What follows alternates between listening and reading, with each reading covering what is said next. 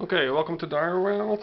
Let it sit for a week in the box, and there are some tweaks that you can use for making it a more balanced game. The reason is that if the market, that is the wilds, only has a very expensive creatures, then you have to destroy them. And if you are lucky, then you get the creatures that you can buy. The better way is to use separate tiers. So this is the common deck. The common deck is the starter. So it has kitten and puppies.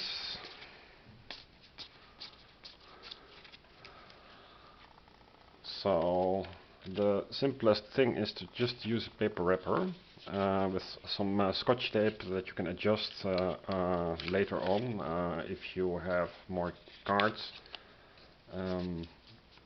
So simply write, let's see, come on, starter.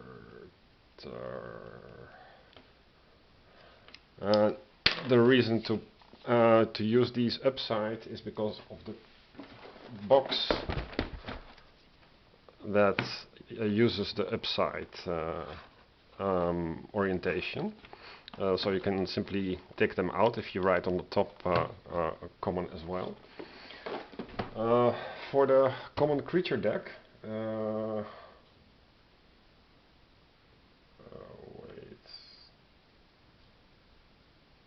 this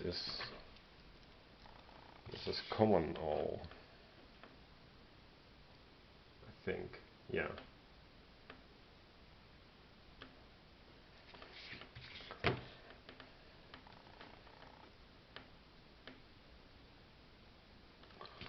And these are basic.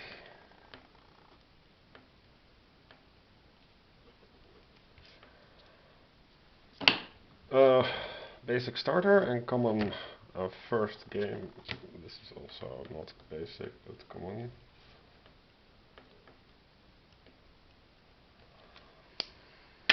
Now the idea is to put to shuffle the 3-cost charm, which you can see on the on the top right, to shuffle them and put them in the single tier. Then use this common 2-cost cards, and then use the common 1-cost cards. Now there are not so many 1-cost cards, so you'll soon, with your starter deck, as I've shown for Luna, for example, with your starter deck you can easily buy these very quickly. You can in your first 2 turns you can generate by drawing 5 cards easily 3 to 4 charm, and then you can burn through these. They are not that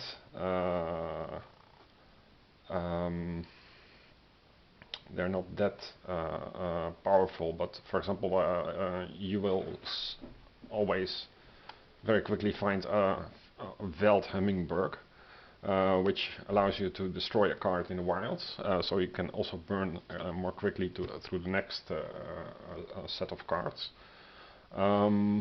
Let's see.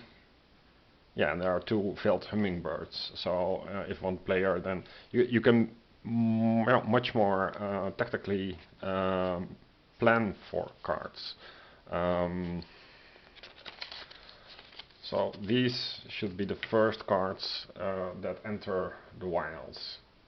Then you have the 2-cost cards, and these are a little bit more powerful. With the first card you don't engage with the minions at all, of course, because you will lose. But for example, here you can still work with puppies and kittens and wolves and red pandas, and there are they do have poison and knockback, so you can make a creature that knocks back. You can focus a player to have much more knockback, so you will be much more directed in your strategies. Here you may destroy 2 cards in the wilds, so you can right now make a plan when you want, for example, the first player destroys cards, and the second player has already drawn cards with enough charm value. So you can combine that really nicely. Let's see, and this also allows you to have much more chance of combinations of the same type of cards. For example, you have here the reptile. I can zoom in a little bit.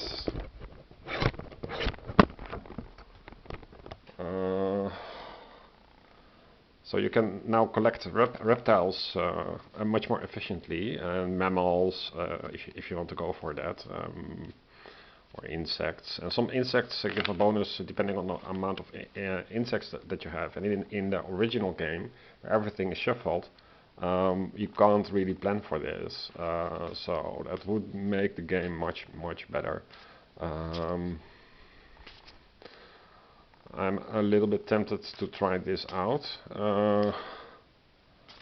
but yeah, it's more fun with multiple players. I didn't really enjoy it that much as a solo, but this is a very cheap and easy fix for the randomness of the card sequence. Then you would eventually have common creatures in market with value charm 3. So, and these from the bottom of your deck. Oh yeah, that's I think this is the bottom of your draw deck. And these are a bit more powerful with movement, so you can run faster toward the treasures, and treasures are very powerful. The 4 treasures on the main board, so that will be a much better game. You can collect fly better, and by the time that you have these cards, you would want to cull the low value ones. So I'm looking if there is. So this would be since you know that the wolf is available, and if you go for it by paying 1 to destroy a card. With a little bit of luck, there are several wall-hard wolves. You can also, in the meantime, have a player swap out the puppy cards with his kitten cards, so that a single player is focusing on the puppy cards. And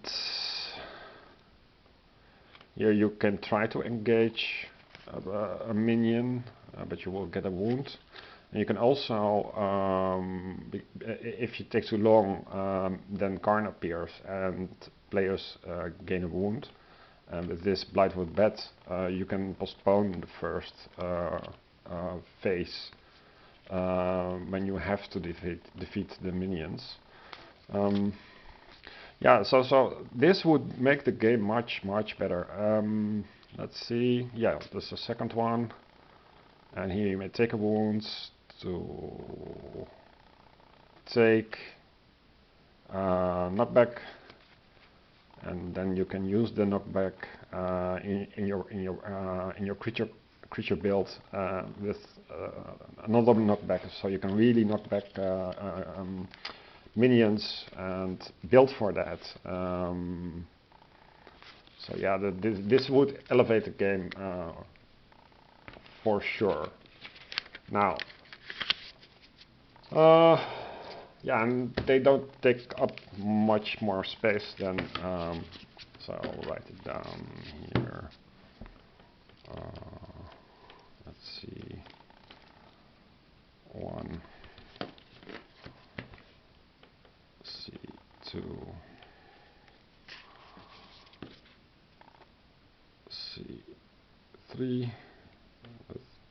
CS, some kind of money. Yeah, and the same goes for the advanced creatures. There are two different values for advanced creatures, 5 and 7. Now the problem is that if you use a single deck and you draw 7 cards, you can't pay for them, so you have to destroy them and burn through them as it is. But these are the powerful cards, which are unattainable if you're unlucky. The 5 charm cards, you can buy them. So I can really recommend to give this a try if you own Direwild. It will give much a more sense of progress in your decks. Okay, that's all I wanted to say. Bye.